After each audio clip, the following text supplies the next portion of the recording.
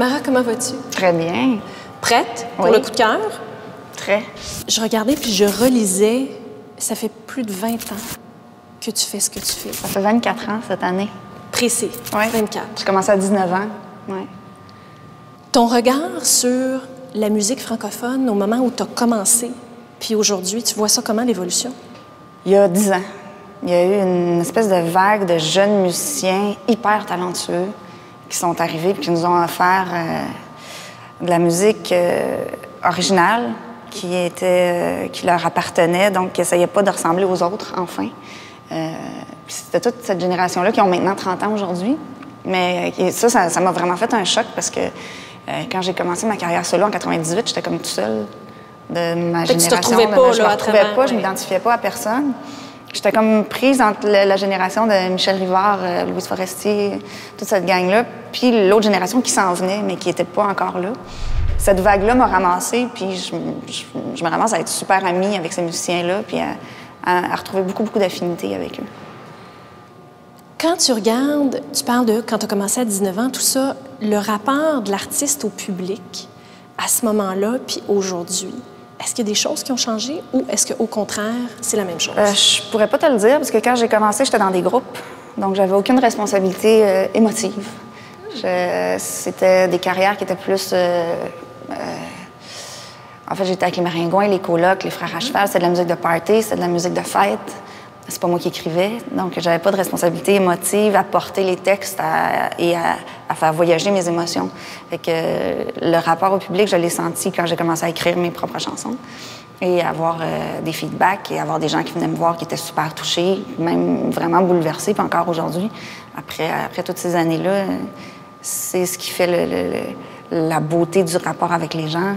C'est quand ils viennent me voir puis que je sens que ce que j'ai écrit, en fait, uniquement pour moi, par pur égoïsme, pour libérer quelque chose que j'avais en dedans, a été les toucher à un point que ça les aide à cheminer dans la vie, puis ça les accompagne à travers ce qu'ils ont de difficile et de beau à vivre aussi. Pour le dernier album, Tu m'intimides, où c'est Mara, mais complètement dénudée, c'est ta fragilité, c'est ce que t'es, c'est ce que tu aurais voulu dire, tu t'assumes, mais de A à Z, et tu reprends le spectacle, d'ailleurs, dans le coup de cœur, de cette manière-là. Oui, oui. Je prends un grand plaisir à faire le spectacle toute seule, justement à cause de ce que tu disais tantôt, le rapport avec le public est encore plus étroit, c'est encore plus direct parce que je suis toute seule avec eux autres.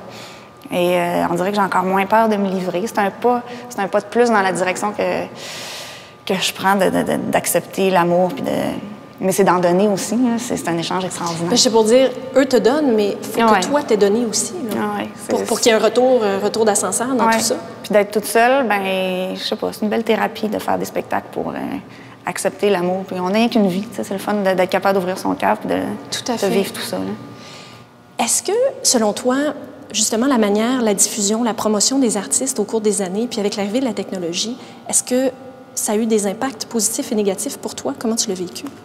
Moi, je pensais très positif. Je m'en suis rendu compte dernièrement. On sort un communiqué de presse avec des images. Maintenant, on fait ça. On peut sortir un communiqué de presse avec des images qui bougent, puis on entend la tune tout de suite. Puis les gens, ils font juste cliquer sur partage, puis il y a comme une effervescence de... C'est ça. Ça, j'avais jamais vécu ça, puis j'ai vécu ça dans les derniers mois. Donc là, si je fais un spectacle au coup de cœur, je peux écrire un message, je peux envoyer comme là, ce qu'on fait. C'est sûr que je vais l'envoyer, puis oui, je trouve que ça a un effet extraordinaire. Puis moi, je reçois des trucs, puis je les écoute plus aussi. C'est à l'inverse, moi, ça me fait connaître beaucoup plus de musique comme ça. Parle-moi un petit peu, Mara, l'évolution d'un artiste qui fait carrière depuis 24 ans, l'espèce de soupape de création. Toi, tu l'as expérimenté du côté texte, du côté musique, mais là aussi comme auteur, parce qu'il y a un livre qui est sorti au mois de septembre. J'ai toujours été attirée par la poésie des choses, puis j'ai toujours eu envie de marier des mots pour créer des images puis exprimer ce que je ressentais. Fait que pour moi, la soupape n'est pas nouvelle. Ce qui est nouveau, c'est de le partager. De nous l'offrir sous cette forme-là. C'est ça, de l'offrir puis d'avoir des réactions puis des belles et bonnes critiques. D'aller toucher les gens. Puis là, oui, c'est vraiment le fun. C'est vraiment, vraiment le fun. J'avais un peu de crainte parce que c'est pas comme un album où tu partages ça avec plein de gens puis tu crées avec des gens, tu vas en studio puis « Ah oui, c'est bon, yeah, on va là, on essaye ça, mais on est plusieurs à le faire. » Là, quand tu écris, tu es toute seule. Donc, de partager ça, j'avoue que j'avais un petit stress un peu plus un peu plus proche du cœur que pour un album. Est-ce que tu veux nous en parler un petit peu? Oui, c'est une artiste peintre qui se promène un peu à travers le monde, un peu partout, puis qui a des enfants, mais qui fait face à essayer d'être une mère parfaite, puis une épouse parfaite, puis parallèlement à ça, elle vit un deuil. Donc, elle a besoin de plonger dans ce deuil-là pour comprendre pourquoi elle se sent aussi mêlée, puis qu'elle a du mal à vivre ses amours, puis elle a du mal à balancer. Donc, c'est une quête vers l'équilibre. Oh, ouais. C'est vraiment une quête vers un équilibre, puis vers essayer de vivre le deuil d'une façon lumineuse. Mara, l'album, qui est tout prêt à être livré, juste à temps pour le coup de cœur, oui, finalement. Oui. Parle-moi un peu de cet album-là. C'est une réunion de musiciens extraordinaires. On s'était réunis pour faire la tournée Tu m'es timide, en fait, après l'album. Je vais les nommer parce qu'ils sont merveilleux. C'est Olivier Langevin, avec qui je travaille depuis une quinzaine d'années, Jocelyn Tellier, Guillaume Chartrain et Pierre Fortin. C'est le fun de mentionner que c'est 4 réalisateurs d'albums, donc c'est 4 personnes avec un imaginaire vraiment merveilleux. Puis ensemble, bien, on avait monté cette tournée-là. On avait monté des chansons qui datent du premier album, du deuxième album, du troisième album. Donc, des vieilles chansons, mais qu'on n'avait pas envie d'être blasés et de refaire les mêmes versions. On les a réadaptées puis réarrangées avec les arrangements de où ce qu'on était rendu, puis pour que ça se marie bien avec les chansons de Tu m'es timide aussi. Donc, il y a une magie qui s'est passée là, dans ces réarrangements de chansons-là, puis j'avais envie de capter ça en studio. Fait qu'on s'est enfermés pendant 3 jours. 3 jours d'enregistrement, puis on a joué les tunes. C'est vraiment les chansons brutes, la magie, l'énergie des 5 personnes ensemble. Il y a comme 3 chansons qui ont été... c'est des premières prises. Fait qu'on les a jouées, puis c'était magique, on les a gardées comme ça. Puis il y a 2 chansons qui sont tirées de la tournée solo que je vais faire au coup de cœur, donc tirées du dernier album. Cette communion-là, si on la transpose pour les 25 prochaines années... Ah! Il se passe quoi? J'ai aucune idée. Je suis une fille qui vit dans le présent au bout. J'ai aucune idée de ce qui va se passer demain. Pas vrai? Je trouve ça génial de t'entendre dire ça. J'ai aucune idée. Je serais...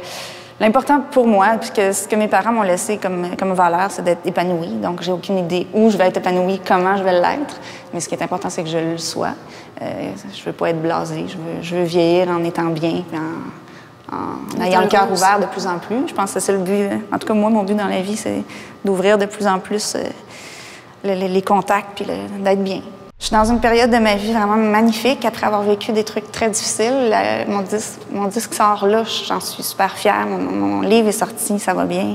J'ai l'impression que je peux enfin faire « Ah, wow, OK, là, la vie me donne un beau cadeau. » On dirait que tout est aligné là, pour que enfin j'aie un peu de paix dans mon cœur. Fait que je vais m'en tenir à ça pour l'instant. Bien, c'est ce qu'il y a de plus beau, en fait. Oui. Et c'est tant mieux comme ça. Merci infiniment, Merci. Mara. Merci.